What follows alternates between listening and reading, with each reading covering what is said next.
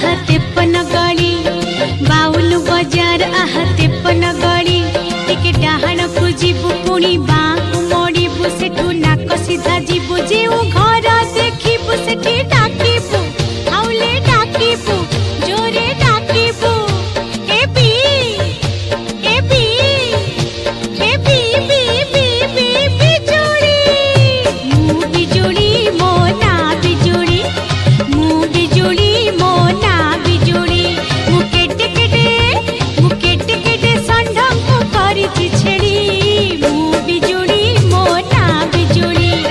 मु बिजुली मो ना बिजुली